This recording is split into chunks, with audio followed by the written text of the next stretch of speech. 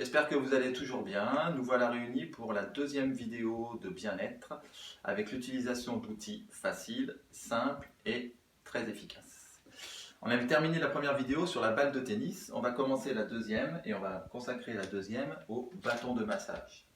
Alors très certainement que chez vous, vous ne disposez pas d'un bâton de massage, c'est fort probable. Vous inquiétez pas, pas de souci. Il vous suffit de prendre votre balai et de dévisser le balai pour avoir un grand manche à balai qui va vous servir de grand bâton de massage.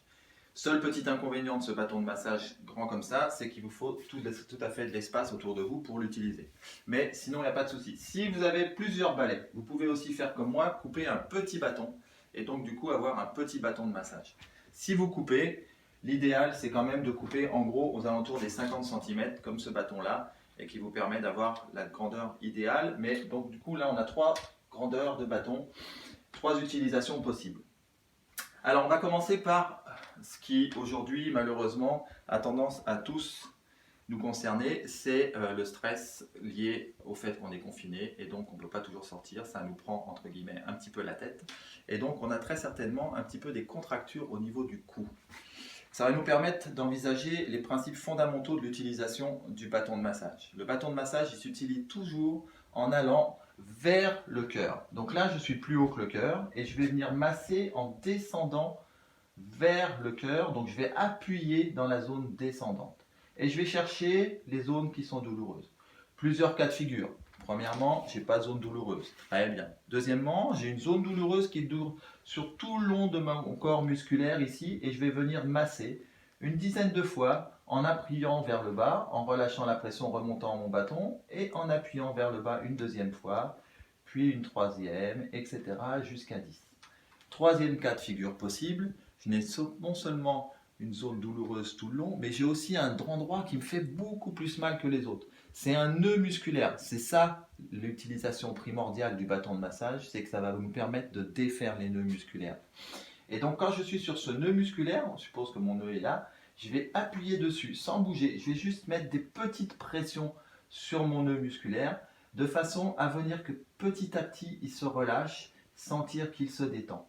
Si jamais la douleur augmente, comme pour la balle de tennis, on n'accentue jamais la douleur. Donc on passe à côté ou on revient dessus par un massage léger du haut vers le bas, toujours dans ce sens-là, de façon à revenir peut-être sur le trigger point et peut-être voir que là, à ce moment-là, il commence à se libérer.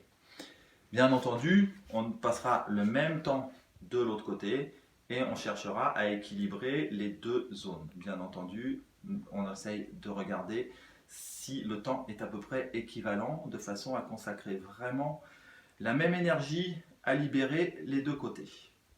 Ça, c'est la première zone.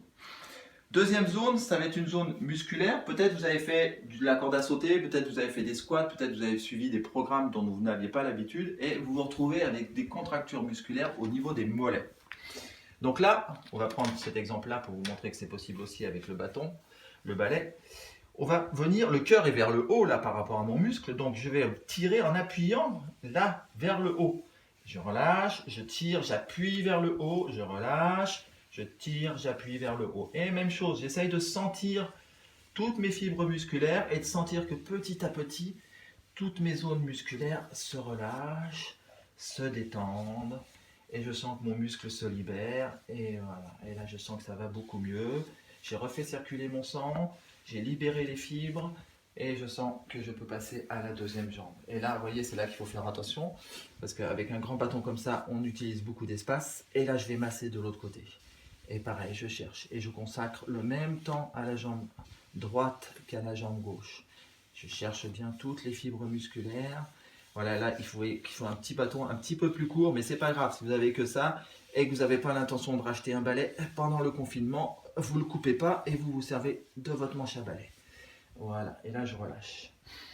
Dernière zone, pour vous montrer qu'il est possible effectivement d'utiliser le bâton sur toutes les zones du corps, on va aller chercher dans le dos.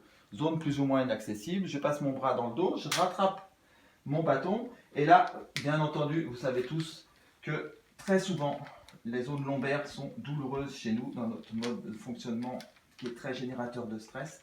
Et là, toujours le cœur vers le haut, j'appuie en remontant, je relâche. J'appuie en remontant, je relâche. J'appuie en remontant, je relâche. Et je vais chercher de l'autre côté. J'appuie en remontant, je relâche. J'appuie en remontant, je relâche. J'appuie, je relâche. J'appuie, je relâche. Voilà. Vous pouvez faire sur les fesses, vous pouvez faire dans le dos, en passant le bâton de cette façon-là. Tout est possible à partir du moment où vous avez commencé à prendre l'utilisation de votre bâton. Tout est possible. Voilà, avec un simple petit engin comme ça, en quelques minutes, vous pouvez vous accorder du temps, vous remettre en forme, vous libérer la tête, libérer votre corps. Et si vous libérez votre corps, vous libérez votre tête. Seul petit inconvénient de cet engin-là, quand il est grand comme ça, c'est que vous ne pouvez pas faire ça dans les toilettes ou dans la salle de bain. Rappelez-vous, il faut faire ça dans un endroit tranquille, où on a vraiment tout le temps pour nous, on n'a que nous à s'occuper.